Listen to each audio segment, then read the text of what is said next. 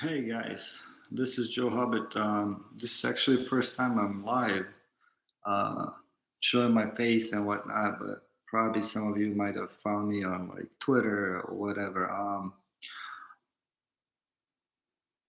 This Corona thing is definitely getting to us. Lots of time to do and lots of things that someone can do at home.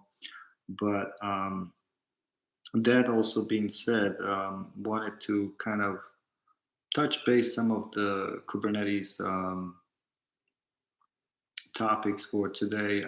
Although this is like a live video, so as I said, I never really done it before, so I don't know what to expect from it. But for one, is this. I've been working with the Kubernetes for about almost 3 years now on a daily basis, which has been, I must say that the very first year it was a lot of a learning curve. If you don't know what you're doing, you definitely can f it up. um, so when I started off with Kubernetes, we were doing things with the cops. So everything was done manually, and everything was done um, basically managing everything manually from the EC2 instances to worker nodes to master and things like that. So it definitely, um, I must say, it was quite hard to grasp the whole knowledge of Kubernetes itself. And reason why I'm saying that is just because there's a lot that goes into it. Someone just thinks like, oh, okay, I'm going to just like install a cluster or not even a cluster, just a master node and whatever, whether you have worker nodes or not, and that's about it.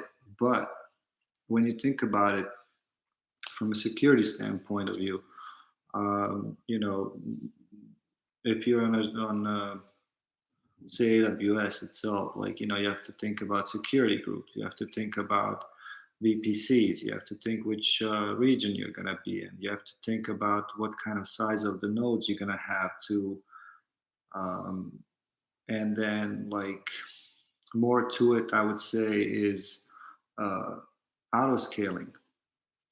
That's something that like we introduced later because horizontal and vertical. So um, for an example, like if you have let's say you're a hosting company and you want to, I don't know, for an example, you're having these WordPress pods that you want to spin up, whenever you sign up a customer with the different ID and this and that. So for that, let's say you have, I don't know, 50 customers today. Tomorrow you might have 1,000. How are you going to scale that up on the cluster nodes, right? Itself. Those are the things that they come gradually when someone is uh, doing an infrastructure deployment of thinking ahead of as to whether it's possible, and if it is possible, how are you going to do that in best way, right? And then the another one is the cost.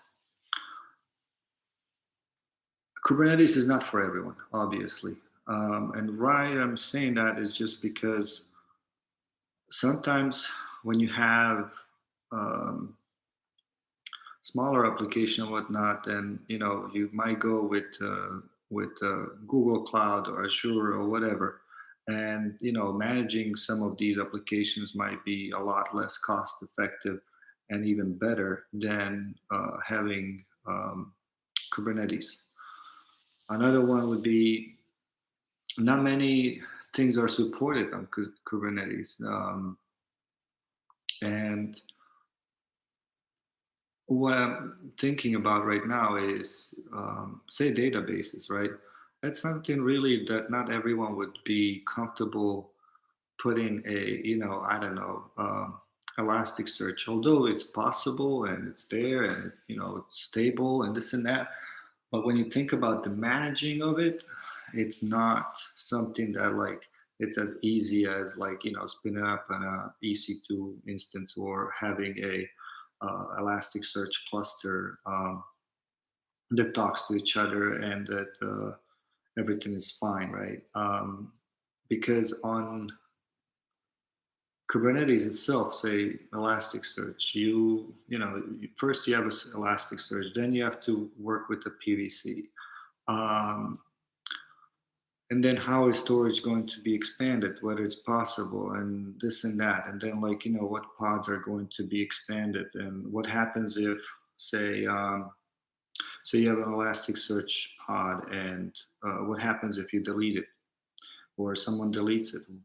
Is it going to recover fine? Is it going to come back and bound to the PVC just fine? Those are the things that like um, I would urge anyone that when it starts to work with Kubernetes, you have to really, really think about outside the box um, for possibilities that things can go wrong. Um, I've seen a lot of companies, I've seen a lot of people that, oh, cool, the new stuff, Kubernetes, everyone, ooh, it's awesome, right? But then it's awesome maybe for like when you spin up the cluster and then you are all happy and you have your first pod running, and then like you have ingress all set up and this and that. But then what happens when the worker nodes doesn't work or it gets out of the CPU or the RAM, it spikes up? What are you going to do at that point? Do you have a horizontal or vertical scaling group that um, a developer puts in that he needs, instead of 50 pods he puts 500 pods as a replica set, and now you are dealing with 50 or 500 pods that are taking, I don't know, 2-3 gigs a RAM, and then all your nodes are going to be dead. If you have no scaling and protection itself. Like for an example, later on, we also found out that like, um, how are we going to group those applications? For an example, uh, you can group the applications per node. You label them and whatnot. But then, how are you going to restrict the applications from taking too much space on per node, or even like on a whole cluster? Like I said, like someone makes that little zero, that 50 pods makes it into 500 or 5,000 pods, and now your whole infrastructure goes down. So those are the things that someone that is running a Kubernetes needs to think really, really hard. How are you going to prevent human errors? Because out of the gate, Kubernetes lets you can do whatever you want, so to say. So in most cases, from what I've seen, say you put a resource limit, right? That's something that it's very useful. That I don't know. For an example, if you have, say, you're splitting your applications and infrastructure on a cluster per namespace. Let's say you have a namespace called dev, and it's your dev environment, so to say, or QA or staging. And now, let's say for dev, you leave, I don't know, in that namespace, we can only have 50 pods. And if something to that namespace gets more, you hit the threshold. And then again, you have to think, how are you going to get notified, right? So in most cases, a lot of people are using something like a Datadog, or they're using they're using like a Prometheus, and for alerting system, as far as how things work. And so, um, trying to think of more things to say in regards to that aspect. Later on, what I was wanting to say, as I mentioned, we used COPS, and then we switched to EKS because it matured. Now, just because it matured doesn't necessarily mean it might be the right solution, because um, let's say Google Cloud they're not so much behind on they're not behind on versions, right? And also um, on a EKS or Amazon Kubernetes, for those that might not be familiar with the term. That one, for an example, um, is easy when you don't want to manage the master, right? Um, Master node, which is one of the most critical components of the Kubernetes, right? The EC. And another one is it's not heavily in cost, so you have to really think about, am I going to manage the Kubernetes or I'm going to let Amazon manage it? But if they manage it, how does the upgrades of the cluster go into place? Because they're going to, at some point of the time, they are going to force you to switch. Let's say, I don't know, right now we're at what, 118? Um, Say if you are on 113 right now, they are going to tell you, hey, look, as of May, whatever, doesn't matter the date because this video could be watched at any time. Um, as of this date, we are going to just upgrade your cluster. Question is your applications supporting it? That's one. What is it going to happen if someone just randomly upgrades your cluster, right? Um, and then another one is you need to really think to when you are switching from one version of Kubernetes into another one, how are you going to do or go around upgrades? Are you going to do upgrades in place, or are you going to create another cluster and then port over the pods into another cluster? There's just like so many things that come with it.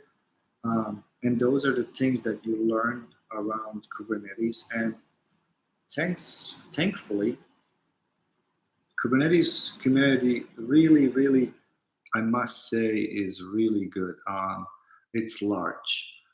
You can get an answer either from some blog, or you can, find it yourself, or even go to Kubernetes.io and read about how to do things the proper way. So, and as far as the upgrades itself, like I mentioned, um, for some companies it's not just as easy as hey, hit the button and then it's upgraded, right? What are you going to do with the worker nodes? How are you going to upgrade those?